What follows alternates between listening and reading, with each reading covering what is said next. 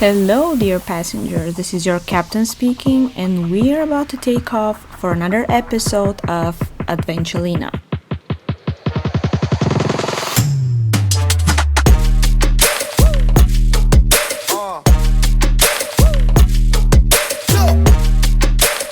Hello, everyone. Welcome back to another episode of Adventurina. Happy November, happy new month. It's kind of crazy how fast time flies. I feel like next thing we know, it will be New Year's, and then we start the game all over again. But for the last few weeks, if not the whole October actually, I cannot stop thinking of how much I want some cold weather, how much I want to experience some cozy, foggy days and nights. And San Francisco is kind of unpredictable when it comes to weather.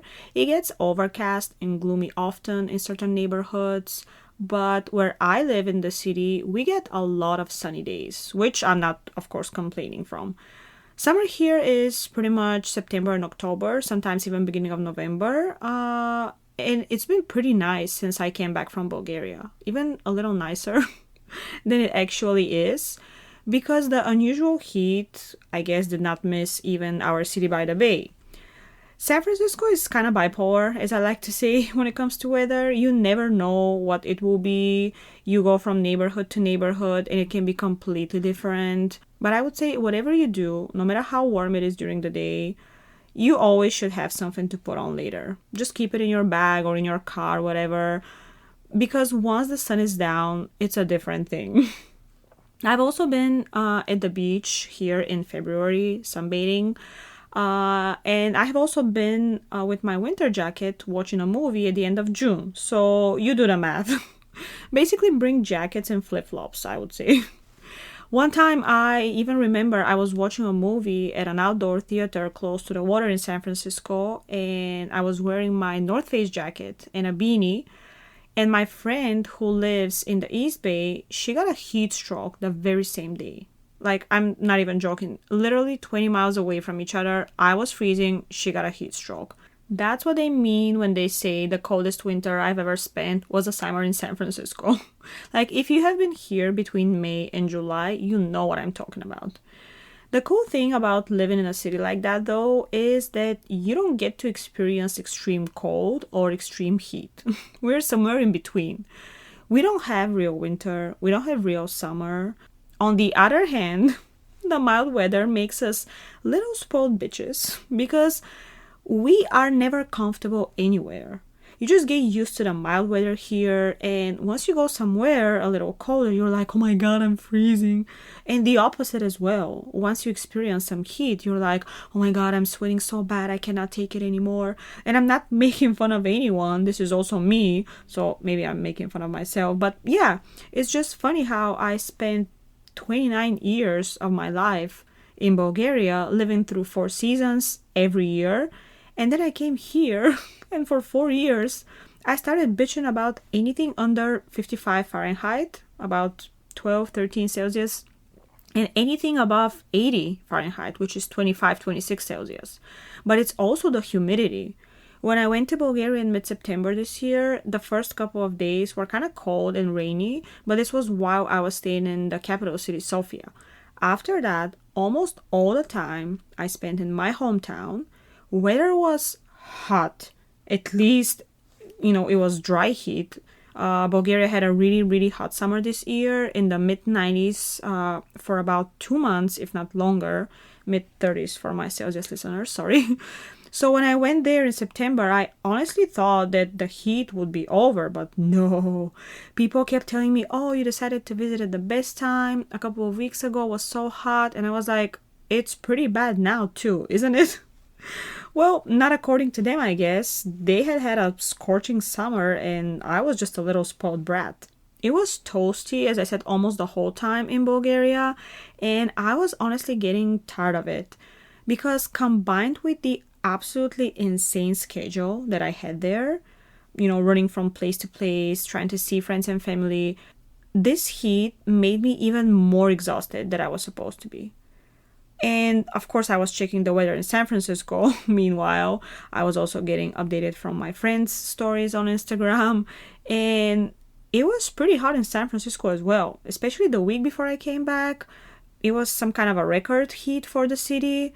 I was like, damn, I'm excited for some chilly weather when I go back to San Francisco, but looks like it's the same there. So I was like, when I go back, am I even gonna experience anything different? My trip back to the States was 30 plus hours, 9 of which a layover in Istanbul. And despite me trying to sleep in one of their nap lounges, I was still exhausted and I just couldn't wait to be in my own bed. On top of that, I was coming back on a Friday, which absolutely never happens. I always maximize my stay and come back last possible moment, literally. So by coming back on a Friday, I knew I was gonna have the whole weekend to recover, catch up on sleep, and just rest before the week starts again. And thinking of that kept me going through my second flight, the one that was 13 plus hours, which honestly felt like it was 20 plus hours because time wasn't moving at all. I was able to nap a little bit, but I just couldn't wait to get home. I couldn't wait to get back to the mild and chilly weather that I wanted. And guess what happened? I landed and it was freaking hot in San Francisco as well. I was like, what the hell? It gets so hot here once in a blue moon, and this blue moon is today, for real. If I have to be honest, the heat was not the only reason I was looking forward to going home. There was one more reason for me to want that chilly and, cozy, overcast weather. It wasn't just that my body needed lower temperature. The reason was I wanted to chill. I wanted to just throw my suitcases on the floor, take a long shower, and just lie down, eat some junk food, and maybe watch a show if I could even, keep my eyes open after 30 plus hours of traveling. I didn't want to do anything. I wanted the lazy weather. I wanted the weather that makes you not regret staying in bed all day long, Although I've never actually done it, but you know what I mean. So you would ask, why do you care what the weather is? Like, if you want to chill, just chill, Just stay home and rest despite what the weather is. And I agree with you, totally. But there is this voice inside of me that I can't help but hear. And this voice was telling me that I would regret staying home on such a nice weekend. Because yes, the weekend when I came back to San Francisco was absolutely amazing when it comes to weather. So the whole time since I arrived at the airport in Bulgaria, to the moment my feet touched American soil, I was only thinking of how I'm gonna go home, ignore everything and rest. And I found myself on the very next day after my arrival in San Francisco at the beach. Because yes, I was traveling for 3 weeks and I was completely exhausted and buried in luggage to unpack. But do I stay home when it's Saturday and when it's hot outside? Absolutely not. I mean, I had already spent 3 weeks in heat. I could handle one more day. And again, thank God it wasn't like humid heat in Bulgaria. It was dry hot because I wasn't going to be that happy if I spent 3 weeks of humid heat. Which reminds me of my trip earlier this year where I did spend 3 weeks in heat and humidity. Yes, my annual East Coast trip. I love the East Coast. It will always remind me of my first summer in the US 12 years ago. I have really close friends there and, I call them family. I love being with them. I love New York as well, more than any other place in the world. Well, after my hometown in Bulgaria and San Francisco. But, if there is something I'm having a hard time with when it comes to the East Coast, this is the humidity in the summer. And since we're bitching about weather and heat more specifically, I decided to release some unheard footage and content from my East Coast trip this summer. Back in July and August, I went to see my friend Maya in New York. Maya is Bulgarian just like me. We met here in San Francisco. This is not the first time I visit her, but it was the first time I visit her in the summer. So I stayed with her for a week and then headed down to New Jersey to see my close friends who I call family. And I also visit every year. So here's another 10 days. And then as a last destination, I had Philadelphia. I had been there before, but the time wasn't enough. And I still had a lot of things on my list that I wanted to see. So you guys ready? Let's freaking go.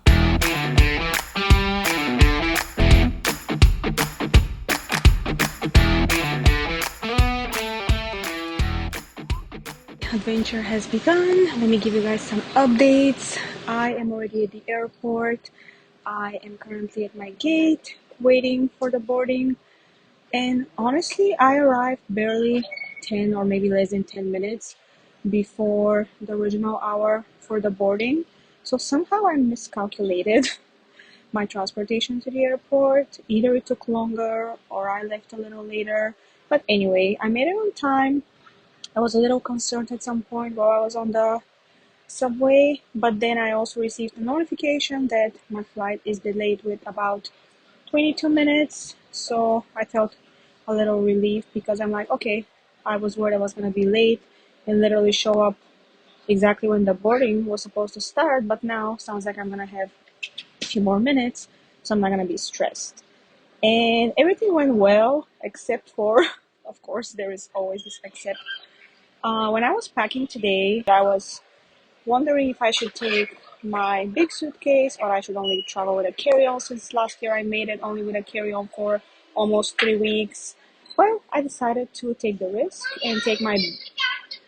Oh, okay, there's a kid wandering the airport anyway. So I decided to take my big suitcase and I started packing. And I guess the more space you have, the more things you decide to take. And I'm pretty sure from the gigantic amount of clothes I took, I want to see how much exactly I'm going to wear, because I'm pretty sure half of them I'm going to end up not even using once.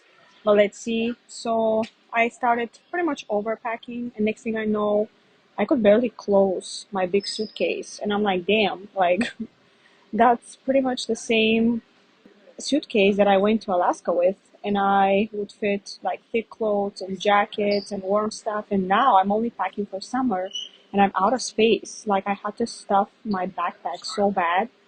And when I lifted my big suitcase, I was like, damn, I'm sure this is more than 50 pounds, which is the limit for your checked-in luggage. So I was like, oh, great. Now I have to pay for my luggage, or I have to throw something away, which is pretty unpleasant. And I was like, okay, let me get prepared. Let me think about what I would throw away in case of overweight. So I already had a plan to get rid of my sunscreen, the big bottle that I bought like just 2 weeks ago, and one big body lotion. So I was like, okay, these things I can live without and I can buy them after. So if my luggage is overweight, this is the first thing I'm throwing away. So I got to the airport and I printed the back tag for my suitcase. Then I weighted it and it was 43 pounds. So I was even 7 pounds less than the limit. Perfect.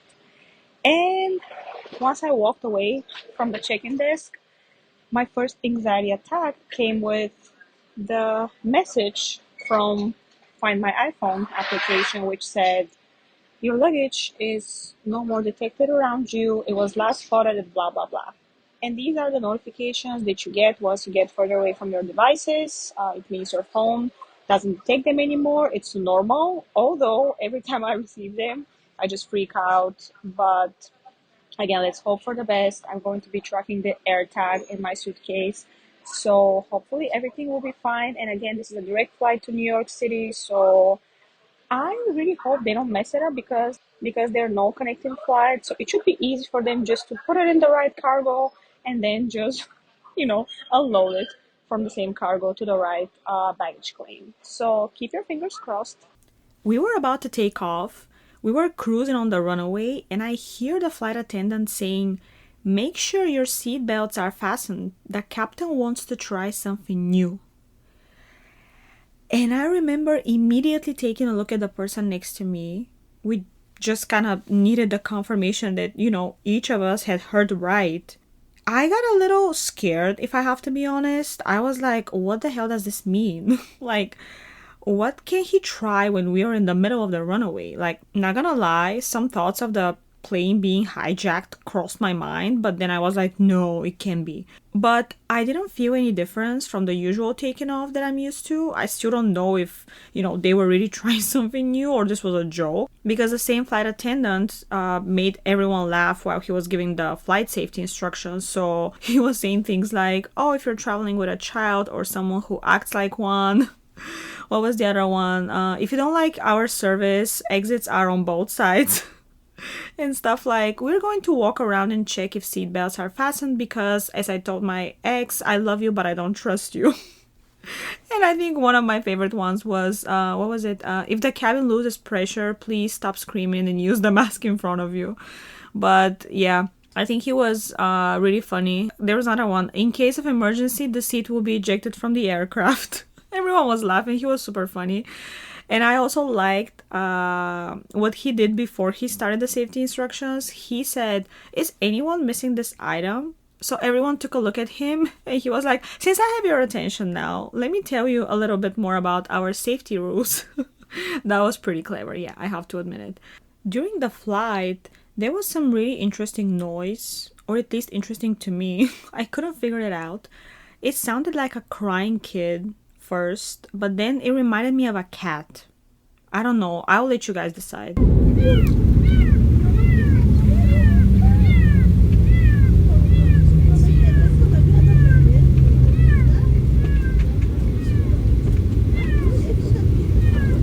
And welcome to New York. The local time is 7:51 a.m. Please keep your seatbelts on. Our pilots will turn off the seatbelt sign once it is safe to get out.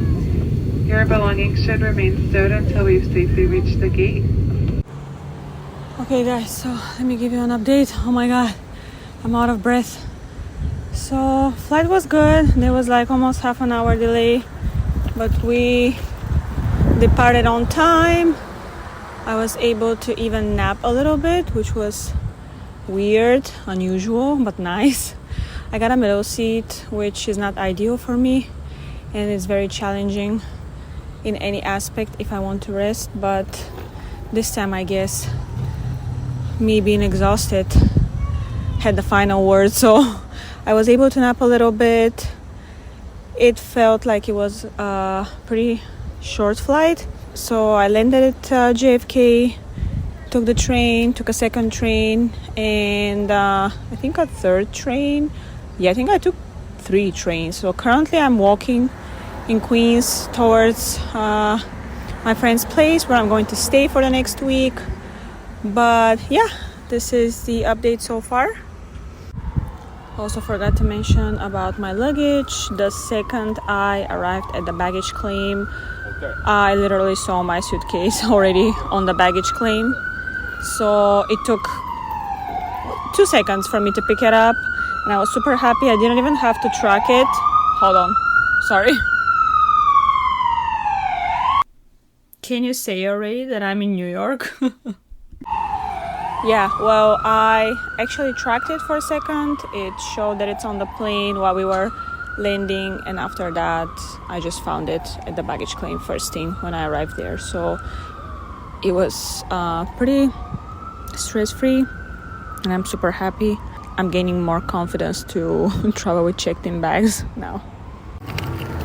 Guys, it's hot here. It's like way warmer than I can handle. And here it comes the bitchin'. So next few days will be challenging because the humidity is too much for me. I'm already sweating my ass off while I'm walking, and of course my big suitcase and my gigantic backpack contribute a big time. Ew, almost stepped on something really disgusting. But yeah, my luggage doesn't help at all. It's so heavy. Well, stop complaining. You are the one who took 57 outfits for 3 weeks. After one bus, one subway, one flight, 3 trains, and 20 minutes walking. And after I almost got crushed because of 2 doors in the metro that closed on me, I have finally arrived at my final destination. So welcome to New York. Concrete jungle where dreams are made of. There's nothing you can do. That was horrible. If you turn this shit off right now, I forgive you. I want you to know that. Another thing I meant to mention was that the very second I stepped on the street out of one of the trains, I could already feel I'm in New York. There's just this specific noise that you cannot mistake. It's always New York. New York! Okay, I'm gonna shut up. Speedy lifestyle. It's everyone in a rush. It's the sirens. It's the traffic. It's a combination that it's very specific. So it was a great moment to just, stop for a second and be like, okay, I am here again. I'm back. So after very little sleep and walking around Queens like a donkey, I decided to do the thing that I always do when I'm at the East Coast, get some Dunkin' Donuts coffee and actual donuts, of course. Honestly, I used to think that there is no Dunkin' Donuts in California. I thought it was an East Coast thing, like In and Out for us. It's only on the West Coast, or at least for now. So, living in the illusion that Dunkin' Donuts is not available in California made me create my own little tradition of having it first thing when I arrive on the East Coast. Now I guess I can relax knowing it's also available, I guess, 30-40 minutes away from where I live in San Francisco. Left the house to go get some coffee and maybe some dessert. I want to walk in the neighborhood. I want to just distract myself a little bit. And it is insanely hot. I'm not exaggerating. It's 90 something. I think 90 or 91. And it's humid as shit. So guys, I do not recommend going out unless you really, really want that coffee and that dessert, which in my case is true. I do want them. Let's see what's the plan for tonight once my friend is off work. But currently, I am having a hard time adjusting to this weather, especially after yesterday I was going to the airport and I was wearing sweatpants and sweatshirt and a jacket.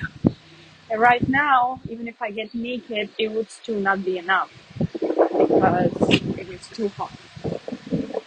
So traditionally, I got Dunkin' Donuts because this is this small thing that I always do when I arrive at the East Coast. It's nice to switch from Starbucks, Peet's Coffee, Blue Bottle, and all those brands to something a little more different. Also had a donut. Thank God for the win. Otherwise, I don't know what I was gonna do. I almost finished my coffee, and it's iced coffee. I don't usually drink iced coffee, but it's so freaking hot right now that I don't really care. Like, I'll take it. And I'm just walking around and kind of like exploring the neighborhood. It's pretty nice, except for the heat, of course. So my first evening in New York was very chill. We had a surprise party for my friend's birthday and we stayed in. And thank God because there was a storm that I would not want to experience anywhere outside, if you know what I mean. The next day, I went to pick up my friend from work in Manhattan and we spent the entire evening there walking around. But man, that first glimpse and that first sound of the busy Manhattan streets, probably one of my favorite sounds, if such thing existed. I am getting off the subway and I'm back, baby. Central Park. Oh my God. Okay, I'm back. I am officially back.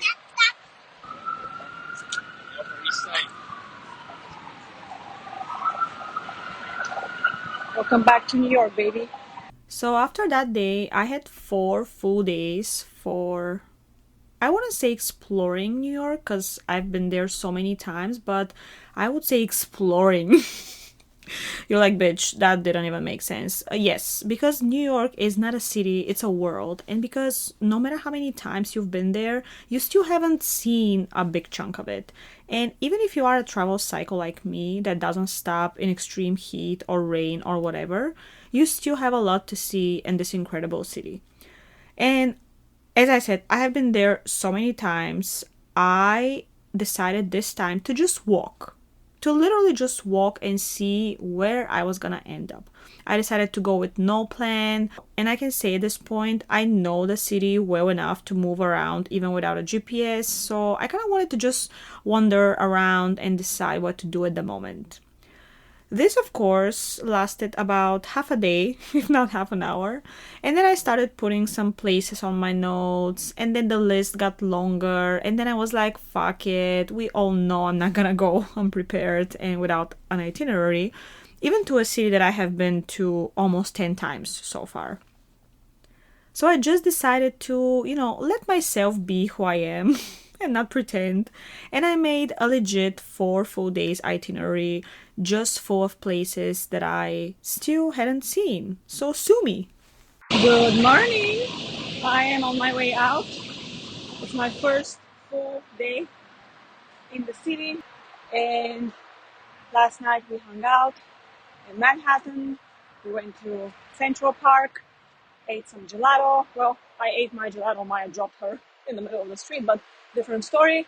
Anyway, I am on my way to the subway station.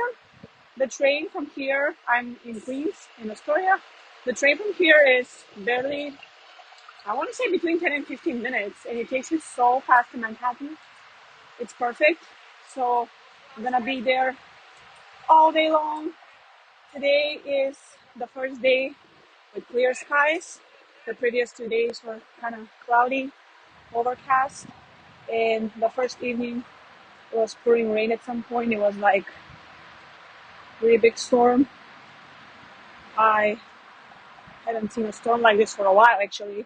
Thunder, slides, and pouring rain. So yesterday wasn't as hot as my first day. Today it's, I want to say, 86, 87. So my plan today includes about 12, 13 places. And I know I've been here many times, and I know I said I just want to walk this time and see what life takes me. But guys, come on, that's me. There's no way for me to go somewhere and not put like even a short list with places. So yeah, pretty packed itinerary. Tonight we're going somewhere, I don't even know where. I guess like dinner or rooftop, I don't know. As you guys know, New York City has like a lot of rooftops, all with gorgeous views and stuff. So let's see how the day will go.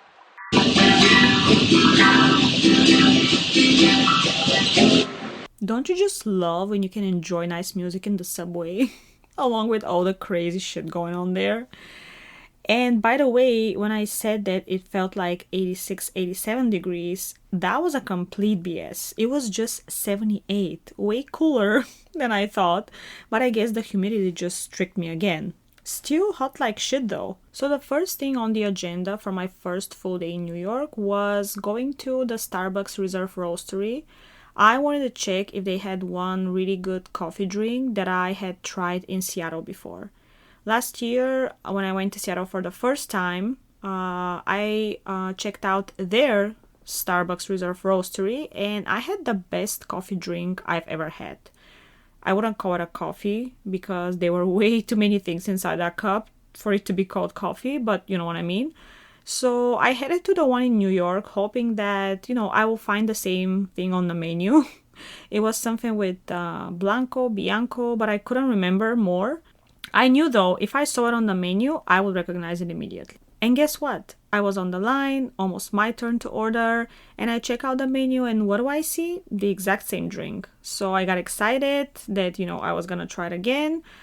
I truly thought that it was either gonna be something limited edition or something seasonal as an item, or maybe something they only offer in Seattle. I don't know. And I even forgot what the taste was. I just knew it was bomb. So now I was gonna have it again, and I wanted to see if it's really that good. Speaking of Seattle, if you guys are planning on going to Seattle anytime soon, I recommend you go into my website. There is a 4 full day itinerary that you can just copy, you can steal, you can use. I think it will make you feel really prepared, and it will help you organize everything to see and do in Seattle. Anyway, okay, moment of truth. Let's see if it's the same and if it's as good as the last one. Yeah, I think it's the same. First stop after breakfast was Chelsea Market. So I went to Chelsea Market. They had amazing vendors. They had amazing stuff. Literally, if you have $2,000 and 10 minutes to spend it, that's where you need to go. So many things like jewelry, bags, clothes, food. Oh my God, so many food options. It was amazing. It reminded me of High Place Market in Seattle. It was very, very cool. I regretted a little bit having breakfast at Starbucks because I could have got food from the market, but that's okay. After the market, I went to Highline, which is a really popular walk in New York City. It's literally going between buildings. It's a few miles long. Not sure how long it takes to walk the whole thing, but I'm almost at the end at this point. I've been walking for probably 30 minutes. It's very nice because you're walking in between buildings. You have amazing views of the city, and it's all green around you. There's so many plants and bushes and trees and stuff. It's also very refreshing because it's getting like hotter and hotter with every hour, and there's plenty of shade, there's plenty of water. Great experience as well. There's some food options, some arts and crafts. So a little before the end of the High Line, if you start from Chelsea Market, you would reach the Vessel. The Vessel is an iconic new building in New York. It was finished in 2020, if I remember correctly. About 3 years ago, during one of my visits, we got tickets to go up on the Vessel, as the architecture is super interesting. And if you guys haven't heard of it, you should Google it and see it. So we got our tickets, but they were canceled a few days before we arrived in New York due to a really unfortunate event. So the vessel remains closed since then. I hope they actually find a way to make it, safer for the future, and they maybe start letting people in. I was walking around the vessel and I noticed some people chilling on the lounge chairs placed around directly under the sun, like watching some sports, and I was like, you can't pay me enough to sit here right now. It not in this temperature. I don't know how these people are doing it. Like I can barely stand in the shade and they're just sitting in lounge chairs under the sun. It's crazy because right now it's getting hotter and hotter. It's supposed to be the hottest part of the day in a couple of hours. Also, make sure you stay hydrated if you come here during the summer because it is toasty. And I already drank maybe 2 or 3 small bottles of water. There are plenty of places for you to fill them up, so make sure to take advantage of that if you're here during those months. Okay, so I decided to get a bike and bike all the way down to Chelsea Market because I've been walking for almost 1 hour on this High Line. I finished the whole path, and instead of walking all the way back, it was gonna be super sunny and hot, so I'm like, yeah, let's get a bike. So I'm biking down there. I should be there in 2 minutes. Just stopped here because there's a pretty beautiful view that I want to check out, and on to the next part of the itinerary. So I checked out few more cool things at the piers of New York. There are gorgeous water views out there. There's one really nice garden that I checked out. I think it's called Little Island. I've been wanting to go check it out for a while. The last time I was here, it was December, so it wasn't a good time. Anyway, I'm walking towards a friend's apartment here in New York, the building that they used in the show, to show Monica Rachel's building. They technically didn't film here. Everything was filmed in LA, but they used this building as a reference from the outside. I've been there in 2018. I've seen it. I'm just close. I want to see it again. Not that it changed, but I'm just diehard Friends fan. So for me, it's never too many times. And it's still extremely hot. I think I kind of got used to it at this point. Yeah, sure. That's why you can't stop bitching about it. So my ass is sweating. I think all the clothes on me are pretty wet. But who cares? I'm in New York. Would sound more convincing if I wasn't mentioning it every 2 minutes. Anyway, back to the Village, one of the best, in my opinion, neighborhoods in New York City. I love this neighborhood so much. I remember coming here for a first time 6 years ago during one of my New York trips, and I loved it. It's so cozy and so beautiful, so charming. And so many trees, so much shade. It's just gorgeous. It's gorgeous. So after I saw friend's apartment, again, not really the apartment, but the building they used for the show, I'm just walking down and I'm gonna go check out Carrie Bradshaw's apartment from Sex and the City. The original address, actually, for whoever is a fan of Sex and the City, The original address is way uptown, 80 something, I believe, 80 something street, on the west side, if I'm not mistaken. But obviously, uh, that's the address they give in the show, but the actual building they used is here in the West Village. So I'm gonna go check it out. I'm not sure if I will be able to recognize it though, because I have watched Sex and the City probably, I don't know, 3, 4 times, but not as detailed as Friends. And Friends I have watched from season 1 to season 10 more than 70 times at this point. Yes, 70. So I'm not like a die-hard Sex and the City fan. I just like the show, the original show. So since I'm really close, I'll go check it out.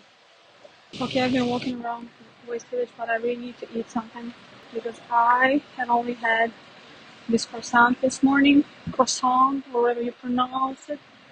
So I am starving, and in this heat, it's horrible to be hungry. But also, I cannot get really hungry in this degree. So I am currently walking towards Washington Square Park. I have been there before. I decided to go one more time since I'm close. But I'm looking for something on my way to stop and have a bite because it is time. It is long due, actually. And then I found one really cute Italian restaurant in the village. I was craving pasta and I needed some carbs. I was super exhausted from the heat and, I needed something big, a portion that was going to actually make me full. So I had some nice late lunch with myself. Also destroyed a tiramisu. I think I haven't given an update for a while. I guess I've been having too much fun. But yeah, it's Sunday. I think the last update I gave was on Friday, which was my first full day in the city. So on Friday, after a full day of exploring and walking and riding a bike and seeing new places, I went out for a dinner with my friends. And after dinner was amazing, by the way. It was a really nice place. After dinner, we ended up at another place, and after this one, at another place. I don't know how that happened, but somehow it was already 4 a.m. and we were having fun, so time pretty much just flew so fast. So on Saturday, we slept in a little longer than I would personally enjoy, but we all needed it. We all were tired. We went to bed extremely late, and the heat is also very exhausting. So for me, since I'm not used to it, which I keep repeating in every fucking recording, it just makes me way more tired than I would be if it was like 10 degrees less, or 10 Fahrenheit, I guess. So on Saturday, we had a really chill plan. We wanted to relax the first half of the day, and for the second half, we wanted to go to this rooftop place where there was a party. The view of the city was amazing. I mean, every view of the New York City skyline, honestly, I'll take and I'll love. So this place was really cool. We spent a few hours there. It was in Williamsburg on top of the Moxie Hotel. I had never been to Williamsburg before, but I really liked it. It was pretty vibrant. It was pretty colorful. It was pretty cool. It kind of reminded me of Haight-Ashbury in San Francisco in a way.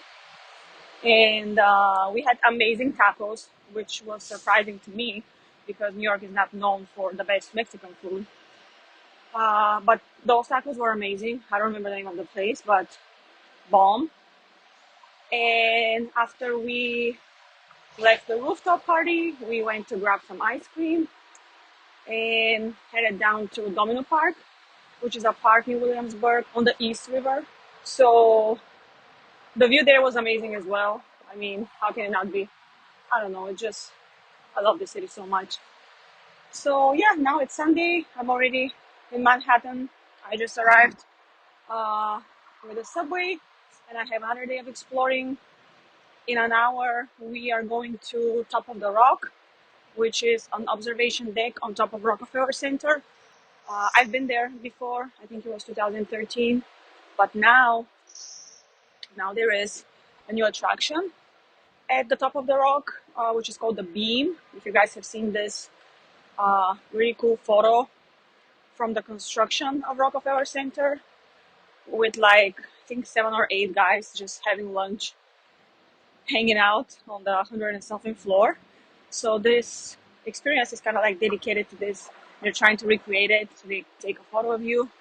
It's pretty cool. I don't think described it very well, but yeah, I'm excited and of course a little bit anxious because it's related to heights. So I hope I don't embarrass my friend by screaming or, you know, saying something inappropriate. But yeah, it is hot again. I'm not gonna get tired of repeating it. It's hot. Thank God it's cloudy, so it's shady right now. But still too much for me. I feel like my top is already soaked. So I'm gonna go get coffee at this place called Raf Cafe. It's a popular spot. I meant to come here last time I was in New York in 2022. But they also have a really nice Christmas decoration.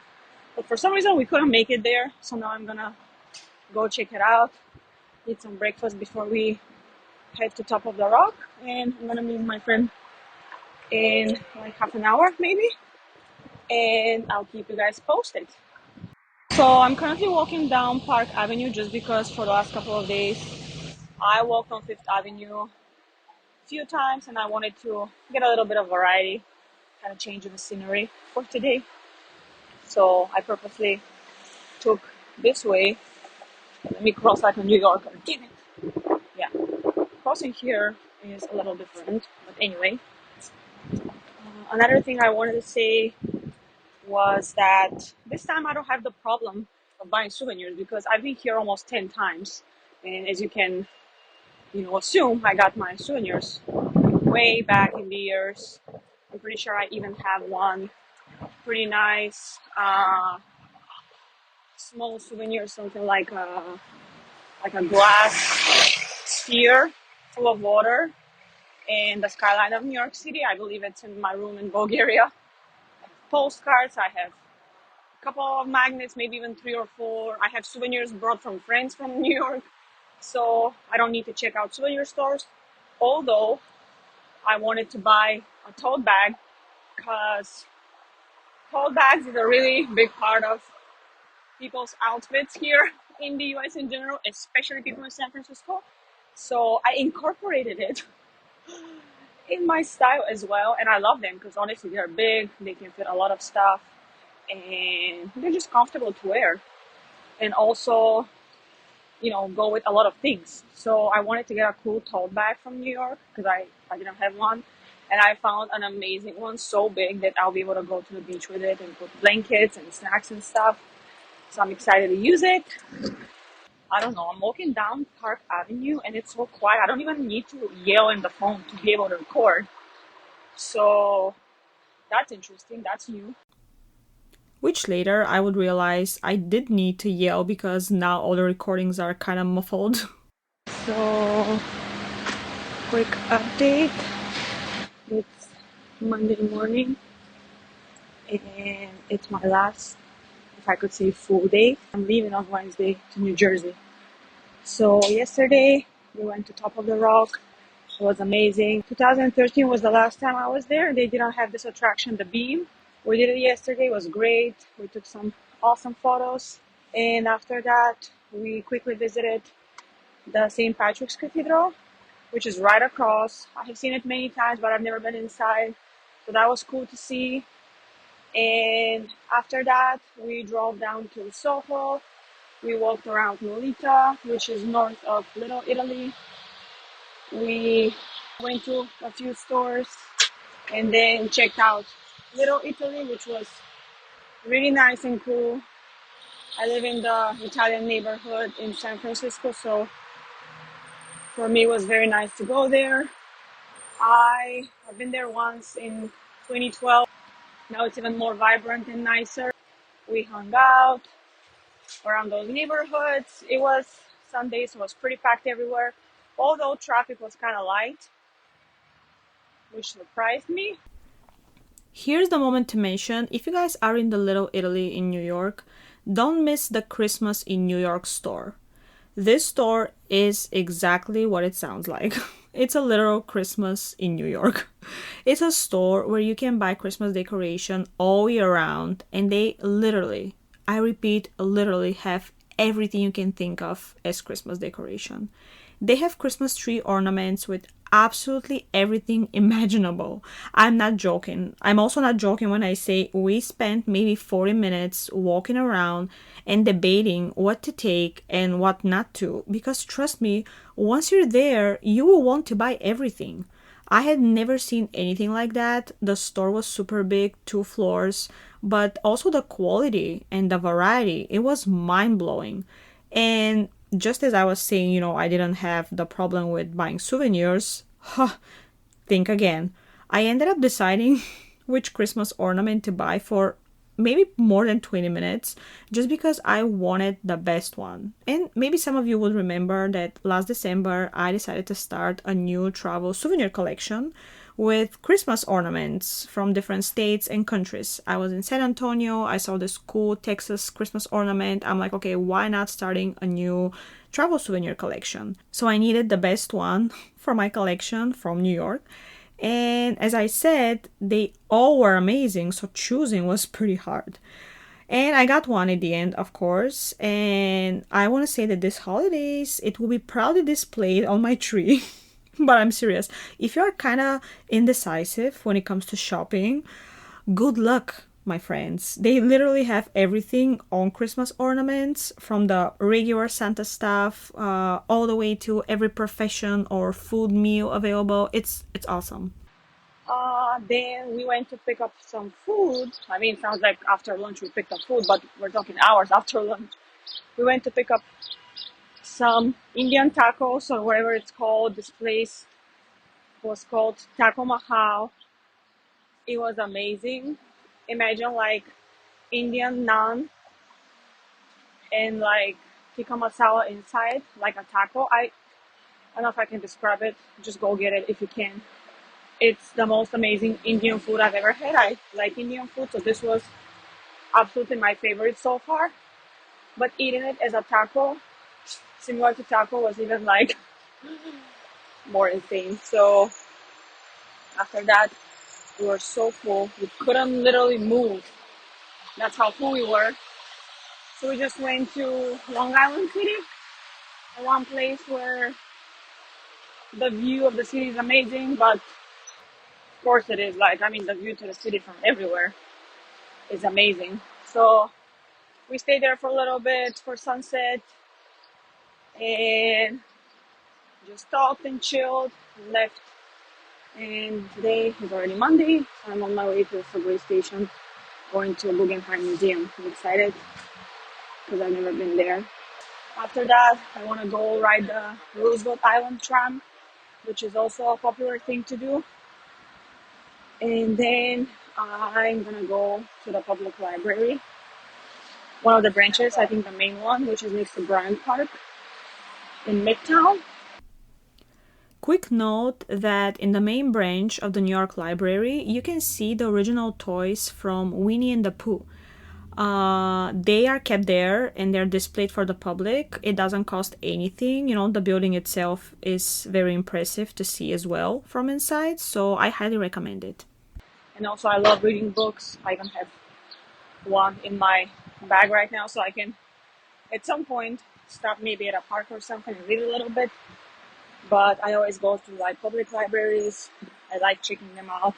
I like walking in between aisles, all surrounded by books. So I'm excited to see that as well. I may stop by real quick at Times Square, which probably a lot of you won't understand. I've been there multiple times. Every time I come here, I go to Times Square. The only time I didn't go to Times Square was when I came here for Christmas almost 2 years ago. I didn't go because they don't really have any Christmas decoration there. So my goal in December was to see everything Christmas related. And since Times Square didn't really have any fabulous decoration, I just skipped it because I had been there many times. But it's kind of like the symbol of the city in many ways, for good or for bad. So I still want to stop by and within maybe a few minutes. I don't care how touristy it is. And then we have movie night tonight in Bryant Park. There are multiple places in New York City where you can go for outdoor cinema. So I was specifically interested in Bryant Park because it's a favorite location of mine. And can you believe that? They literally had the date for Bryant Park during my stay here, which I cannot believe because I'm never that lucky for things to literally happen the same way I want them. And yeah, so tonight, I don't even know what the movie is, honestly. I just wanted to go for the experience. And that's the plan for today. I may grab a coffee and some kind of breakfast before the museum if I make it on time. And I'll keep you guys posted. So this day was super fun as well. It started off at Guggenheim Museum, as you heard. I'm not the biggest art fan, as I've shared before. I like going to museums, but I'm not going to spend a whole day there just because, first, I don't understand art to the level I need to for me to stay there all day. And second, I would like to dedicate that time to something I am more interested in. But every time I go somewhere, I check museums and I try to see at least one per destination, or at least whichever is iconic or has something iconic inside, you know? I can safely say that Guggenheim, along with the Metropolitan Museum in New York, are the most popular ones in the city. And since I've been to the Metropolitan Museum before, I wanted to check off the Guggenheim Museum from my list. I went there and honestly spent less time than I expected. The museum is not that big. The iconic spiral architecture makes it pretty easy and fast to walk around without, forgetting which part you checked and if you skipped anything. I generally liked it. I think I admired the building itself more than the actual art inside, if that makes any sense. Not sure if it was the exhibitions they had at the time I went or it was something else, but I was not as impressed as I thought I was gonna be. Maybe this is me not completely understand art or not understanding it enough. I don't know, but I will take it. I love the experience and I'm happy I was finally able to do it. I have a comment though. As iconic as the design of that building is, both inside and out, I can't help but notice how this design was kind of ruined by the digital stuff they put inside. And let me explain. I don't know, call me a grandma, but I don't think that much digital shit has anything to do with such place as the Guggenheim Museum. It kind of ruined the whole design for me. On top of that, whatever these displays show changes and moves so fast that makes even someone like me dizzy. Someone who has no problem at any roller coasters and someone who can take, all kinds of movements for prolonged periods. So these digital screens do not fit the overall architecture and vibe of the museum in my opinion. But again, who am I to judge, What do I know? I'm just, expressing what I observed and felt while walking around. The usual museum peaceful atmosphere wasn't there for me, if I can say that. But that's okay, because right after I left the Guggenheim Museum, I stepped into one of my most favorite places in New York City, and that's Central Park. The minute I set foot there, I was already so excited, almost like I had never been there before. I walked around, chilled for a little bit, and then I went to this famous bakery with multiple locations in New York, Levine Bakery, I believe. Well, I just want to confirm what you will probably hear from every person who has been there.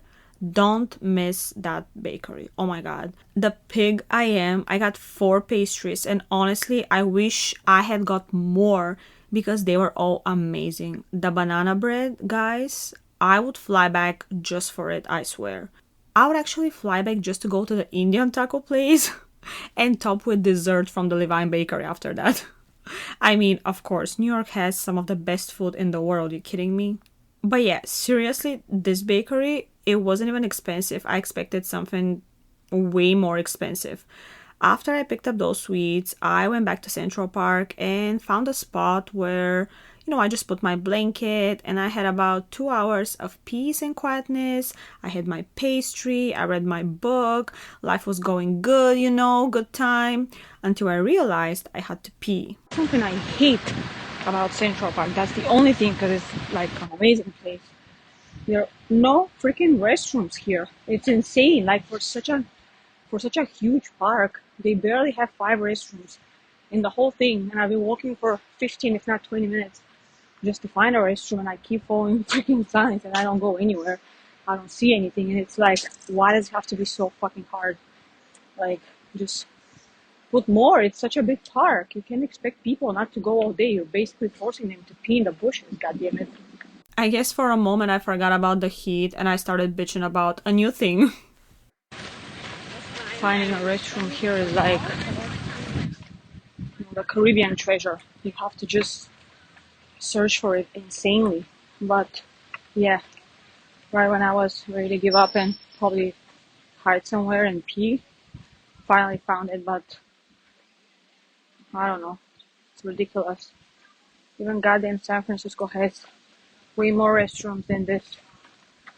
So, and I better not have to pee again, because I'm not coming back. Hell no, I'm not gonna spend 20 minutes on my way to the bathroom. So I'm not gonna drink anything. I would rather not drink anything and be thirsty than, walking for 20 minutes in desperate attempt to find restroom. After chilling at Central Park for about 2 hours, I headed to Roosevelt Island, another thing on my list that I hadn't had time for on my previous visits. This is something I also highly recommend because it's a great experience. It will reward you with amazing city views. It's cheap, it doesn't take much time, and it's super easy to get there. It's basically a huge lift from Manhattan to the closely located Roosevelt Island and back. The tram fits, I want to say, about 50 people, maybe more, not sure. But I found it pretty cool, and I think it should be on everyone's New York list. Then, as planned, I checked out the public library, and it was time for movie night in Bryant Park. This is also something that I think is a must during the summer. There is something super special about, sitting in between the skyscrapers in Manhattan, chilling on your blanket and watching a movie. It's just a different vibe.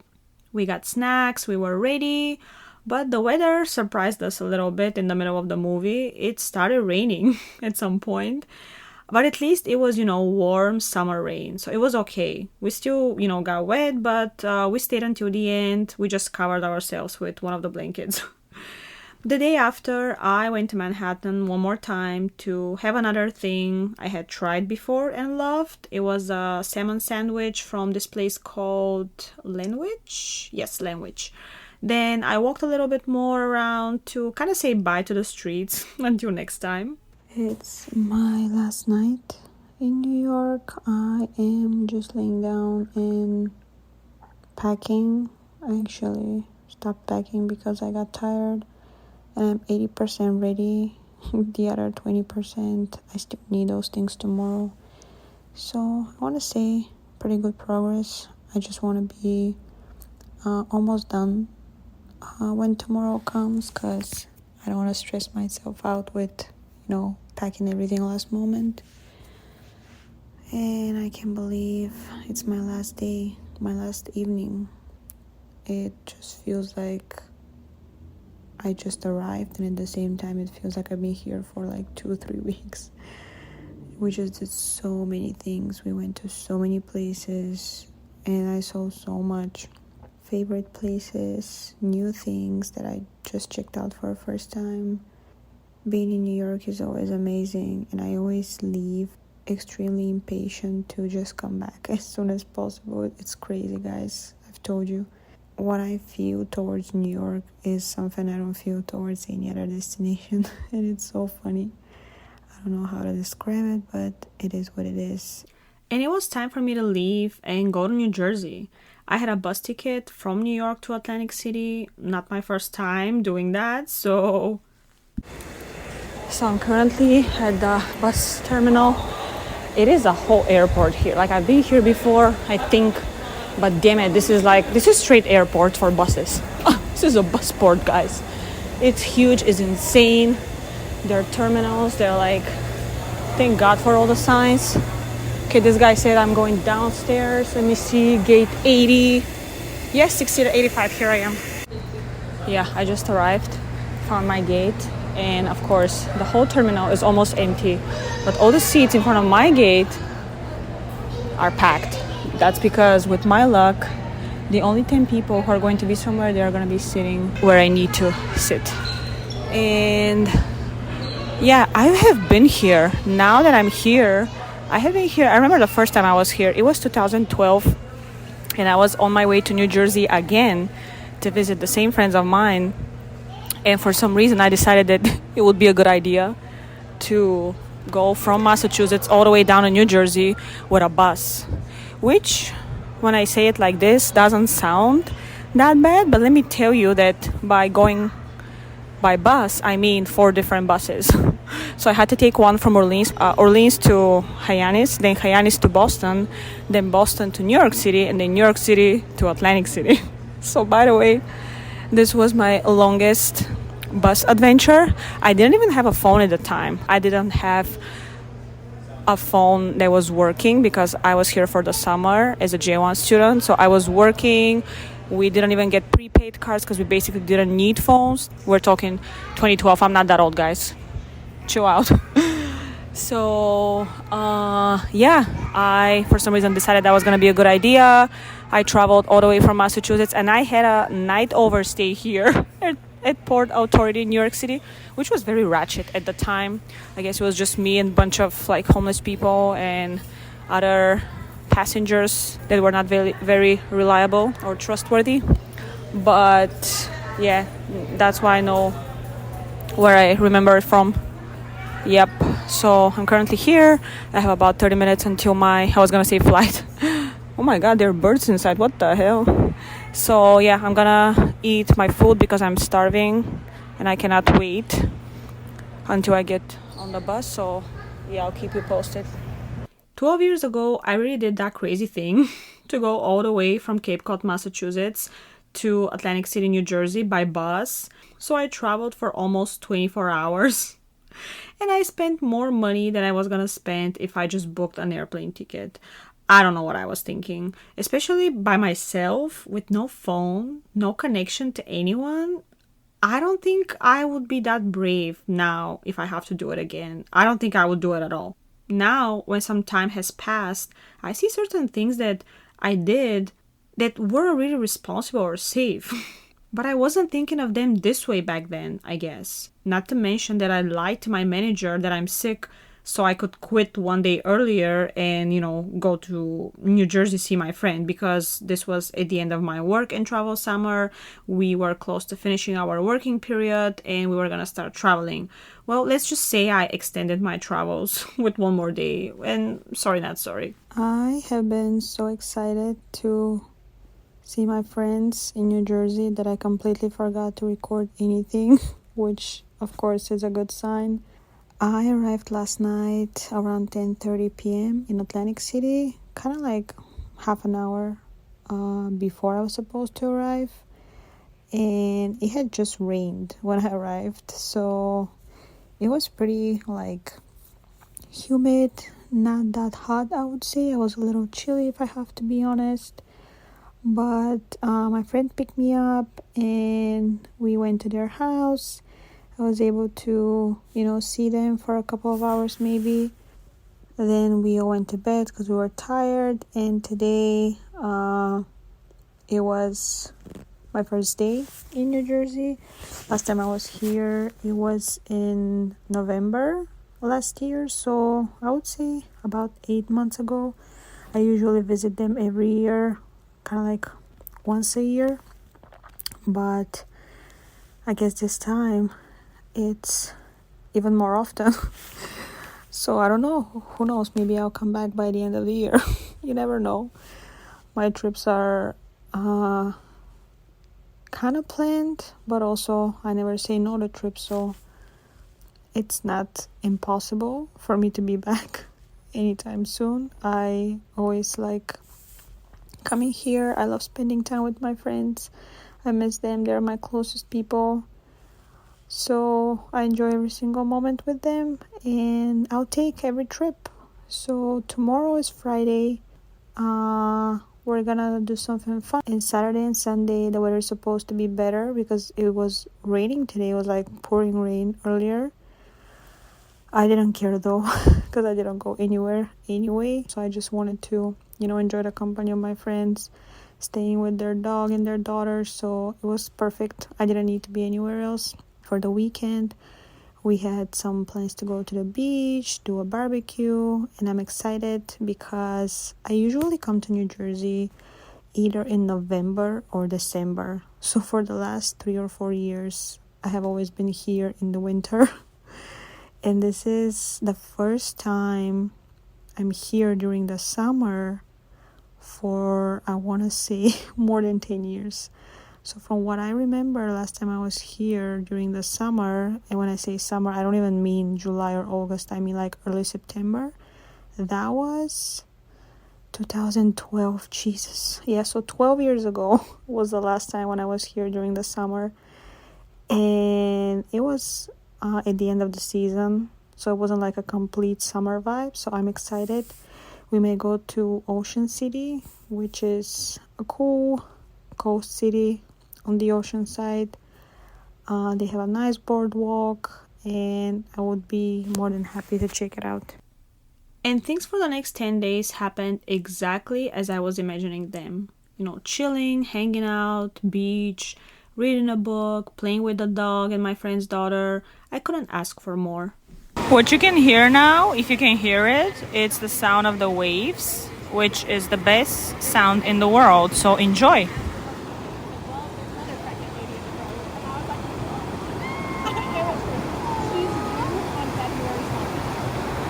Also, we did go to Ocean City, as I mentioned in the recording. I was excited to check it out because being a water lover, I enjoy every minute spent around any kind of water surface. So I was looking forward to it. I adore coastal towns with all their shops, food places, the entertainment, the souvenirs. You better believe I got my Ocean City magnet. The boardwalk. The boardwalk was so much fun. We had lobster rolls, then custard ice cream, which I had never tried before. And just walking and, watching the water, hearing the sound of the waves, magical. It was magical. We also got on a few rides in the amusement park. I laughed so much. I love theme parks and roller coasters despite my fear of heights, and I was excited to, get on as many as I could. The park wasn't anything huge as Disneyland or anything like that, but it was fun enough for us to create some great memories.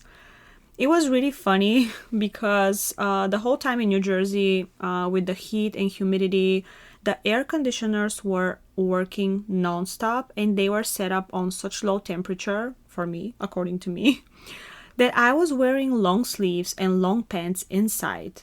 And once I would open the door to the patio, the heat would immediately hit me in the face. It was almost like there was no oxygen in the air, almost like I was breathing in an oven. It was very nasty.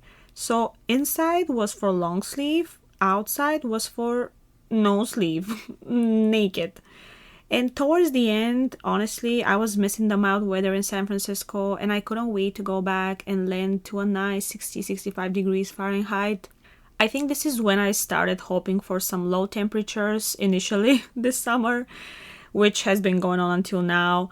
I just knew I would need a trip to the East Coast to remind myself that I cannot take heat the same way anymore.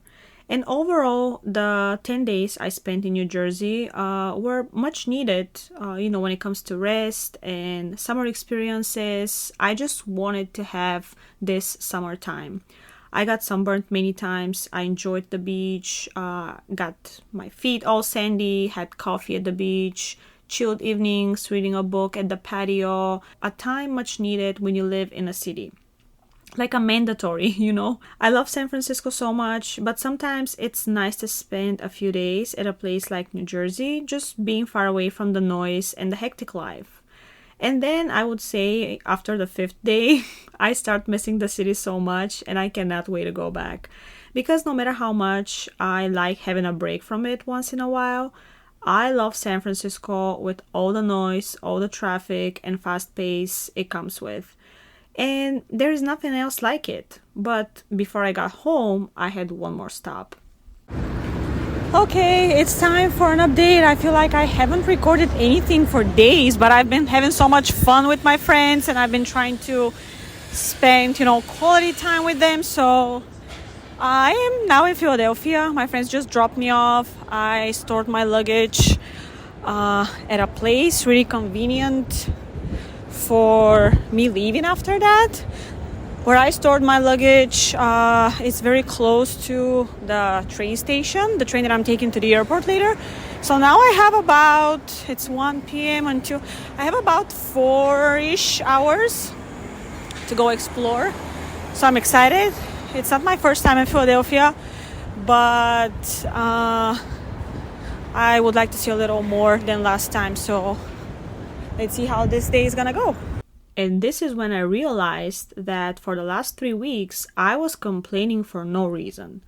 What I had experienced in New York and New Jersey wasn't even close to what I was experiencing at the moment in Philadelphia. It's nasty hot. It's, I think, 93, 94 degrees, and humidity is insane, so wish me luck. Seriously, mid-90s Fahrenheit with 70+% humidity is a weather that, first, should be illegal. Second, should come with a playbook how to handle it for spoiled brats who live in Northern California, I guess. Okay, do you guys remember when I was complaining in New York how hot it was? I was complaining from the humidity and everything.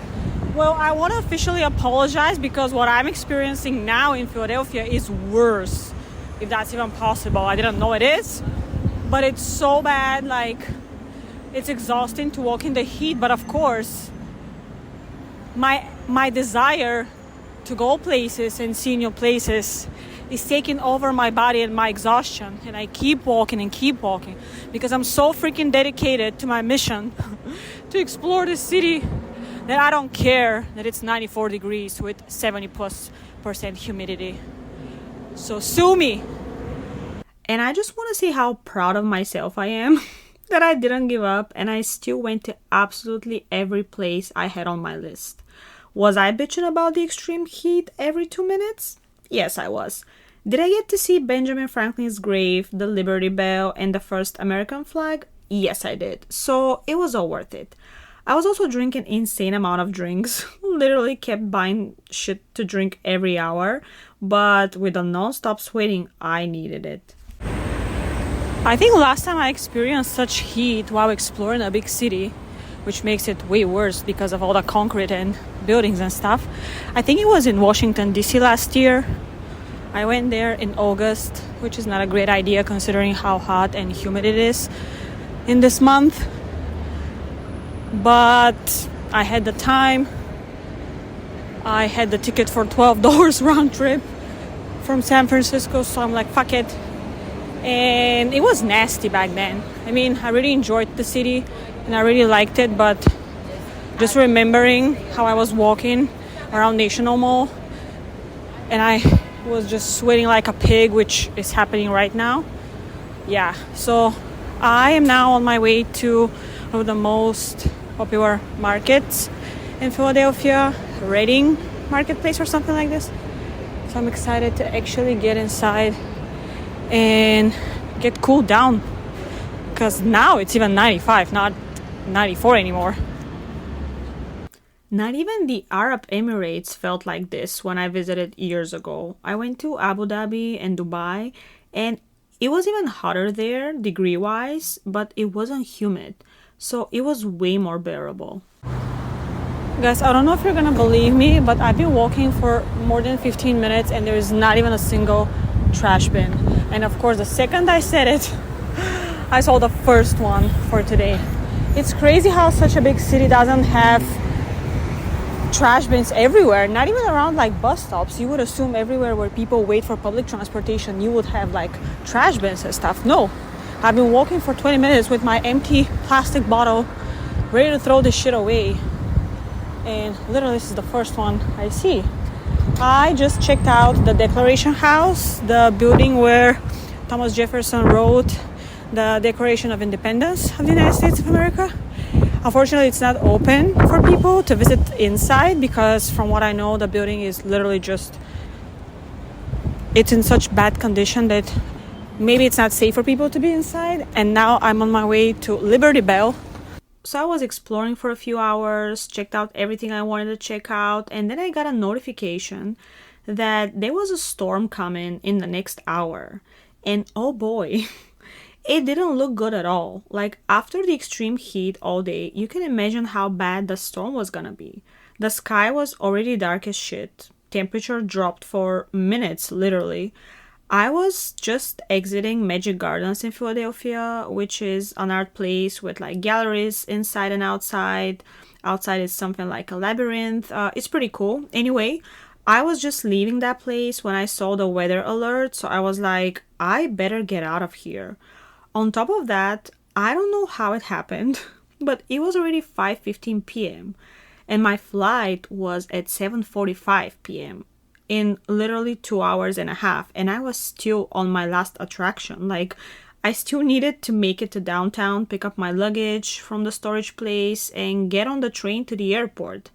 I knew the airport was close and it wouldn't take that long to get there. I originally was gonna take Uber, but with the storm coming and with being a Friday, I was like, I don't think I will make it on time with Uber. It has to be a train. So I checked the train. It was at 5:50 or 6 p.m. It was already 5:15. So thank God I wasn't that far away from where my luggage was. I got an Uber and I got dropped off at the storage place at like 5:30. Immediately grabbed my big suitcase and my backpack and I sprinted to the train station. I wanted to make it to the station before the storm starts, and thank God the entrance was right next to the storage place. I ran outside, dragging my luggage, and I could feel the heavy raindrops already. And right when it was starting to pour, I made it to the entrance and I got in. I was safe. They were still about 10 minutes to my train, but I had to buy a ticket. I had to find the platform it was leaving from. I was there on time and I was happy because I could hear the storm outside. But I didn't care anymore. My transport also didn't depend on traffic or anything like that. So I was calm that, everything was going according to the plan. And then I was waiting and waiting and waiting, and there was no train coming, or at least not mine. Like other trains were coming and going, but the one to the airport wasn't. And I think it was already 6:10, 6:12. And I was still downtown Philadelphia waiting to leave. My flight was an hour and a half and I wasn't even at the airport.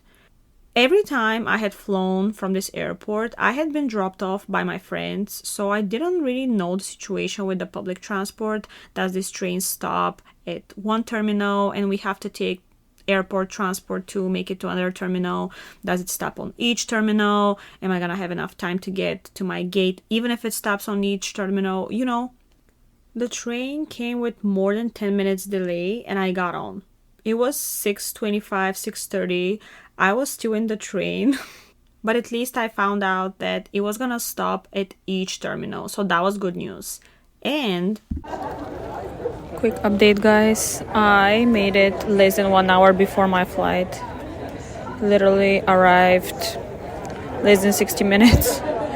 And I had to check a bag. I had to go through TSA. The line was kind of big, but thank God it was moving kind of fast.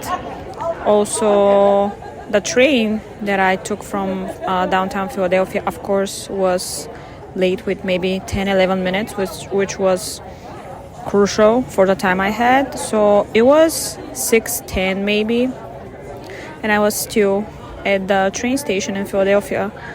And I was supposed to be at the airport at 6:15 because they recommend going there 1 hour before the boarding time starts.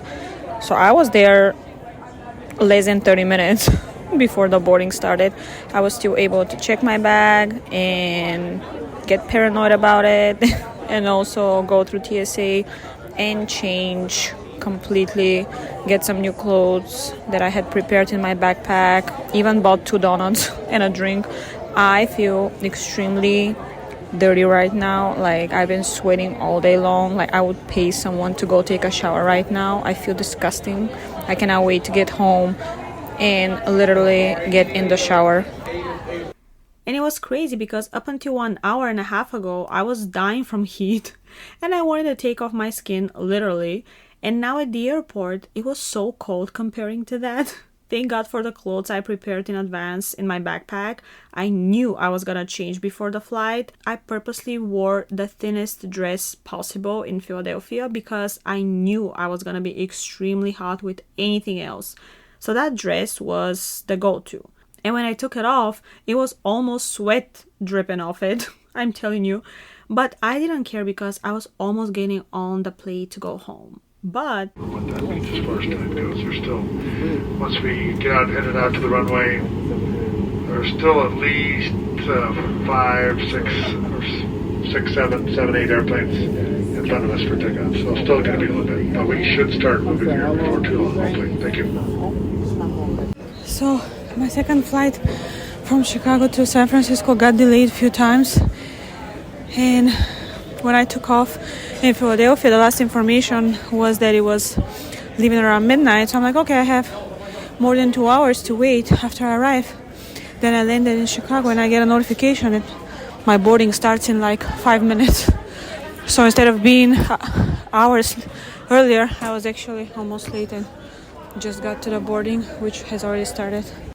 Yesterday was Jerry's birthday. If there's any deadheads on board, wish Jerry happy birthday. Now we're in the days between. As we got to San Francisco, 3 hours and 51 minutes of flying time. A little bit of weather in San Francisco. It should be pushed out by the time we get there. I invite y'all to sit back, relax. And that was the end of this trip. I arrived in San Francisco, and the very next day I was already in low 60s, sweet 60 degrees. It felt like a different planet comparing to where I was for 3 weeks. The difference was so big, about 30 degrees, if not more, well, Fahrenheit, that I was a little worried if I was gonna get sick because, after all, this is a big change for your body. And I guess since I came back from the East Coast, I have been enjoying and appreciating the bipolar weather here in San Francisco more than ever. And that's how I felt on my way back from Bulgaria as well. And honestly, barely last Sunday was the first day when I got to stay home without literally doing anything and enjoy the gloomy weather from the window, because last Sunday was one of the few days that I could call a gloomy day. I needed a day like this to completely recharge, but who knows, maybe soon I will be tired of the gloomy and I would want to bitch about, the opposite. We'll see. I promise to keep you guys posted, and thank you again for listening. I appreciate all the reach out and questions you guys keep sending. Next episode, we're gonna dive into some Q&A, so stay tuned, hit that subscribe button, and I will see you on the next episode, which is landing shortly. Thank you, bye-bye, bon voyage!